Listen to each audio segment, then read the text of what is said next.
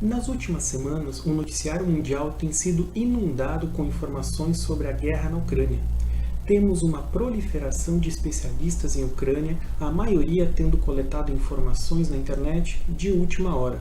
Colunistas de jornais, sites e outros veículos de comunicação brasileiros e também do chamado Ocidente fazem comentários de cunho moralista, extremamente apaixonados e por isso enviesados, no pior sentido do termo, viés. Na chamada guerra Ucrânia versus Rússia, ou Europa, ou Ocidente versus Rússia, parece que sempre tendemos a escolher um lado. Não é só esse caso.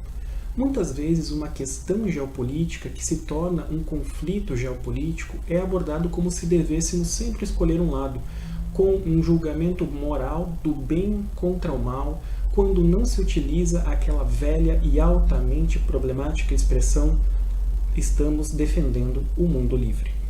Defendendo de quem? Dos orientais? Daqueles situados a leste ou ao sul global? Do outro, do diferente, da alteridade, daqueles que têm valores diferentes dos nossos? Enfim, tendemos a ver a geopolítica como uma área onde os principais agentes envolvidos são os Estados, em primeiro lugar, e alguns organismos internacionais como a ONU, a OTAN, etc., em segundo lugar.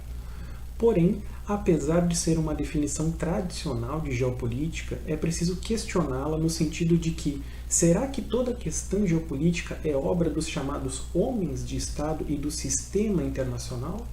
Bom, a isso nós podemos chamar de geopolítica dos Estados ou geopolítica dos de cima. Escolha um conflito geopolítico atual, recente e repare. Quase sempre, ou sempre, quem mais perde não é necessariamente o homem de Estado derrotado, ou a elite, a burguesia ou a aristocracia, ou oligarquia do país perdedor. Quem perde é a classe trabalhadora, os menores, os trabalhadores, as mulheres, as etnias minoritárias e perseguidas, os migrantes pobres. No exemplo da guerra da Ucrânia, independente do desfecho que tiver, quem vai efetivamente perder não são Zelensky ou Putin, ou as células neonazistas ucranianas ou os bilionários russos. É a classe trabalhadora, seja urbana, seja rural. Colocando uma lupa dentro da classe trabalhadora, o recorte étnico e de gênero. Quem mais perde entre os perdedores certamente são as mulheres de etnias minoritárias ou perseguidas. Se fosse no Brasil, seriam as mulheres negras ou indígenas.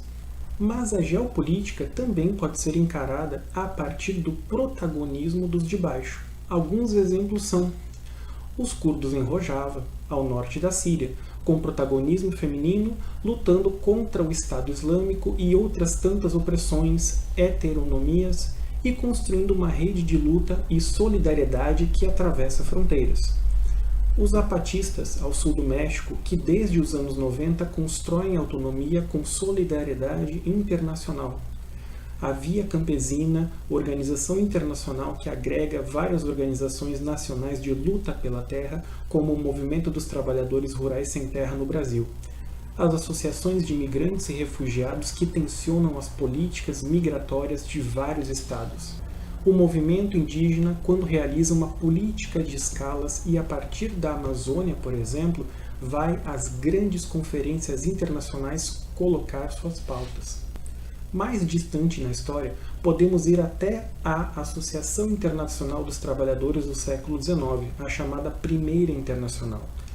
Aliás, desde o século XIX, os anarquistas, por exemplo, sistematizam e colocam em prática o chamado federalismo libertário, ou seja, a livre federação de unidades territoriais com base em princípios como a delegação ao invés da representação da democracia liberal representativa, sendo assim uma espécie de geopolítica alternativa à lógica do Estado moderno.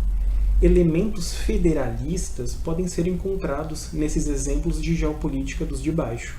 Obviamente, a geopolítica dos de cima é fundamental para entendermos o mundo. Compreender como os Estados e os grandes organismos internacionais jogam no tabuleiro do xadrez mundial é muito importante. Mas a geopolítica dos de baixo também é importante. São peças que estão no tabuleiro, mas quase sempre escondidas. Qual é o papel geopolítico das curdas, dos e das zapatistas ou do movimento indígena no Brasil que constroem redes transnacionais? Isso é uma questão de ponto de vista, de sobre a partir de que agentes nós falamos. Mesmo num conflito onde, num primeiro momento, 2 ou mais estados estão envolvidos, precisamos falar sobre a geopolítica dos de baixo. Inscreva-se no canal do NEPES, siga-nos no Instagram, compartilhe nossos vídeos e contribua com a divulgação científica nessa época de negação da ciência, obscurantismo e ataque às universidades públicas.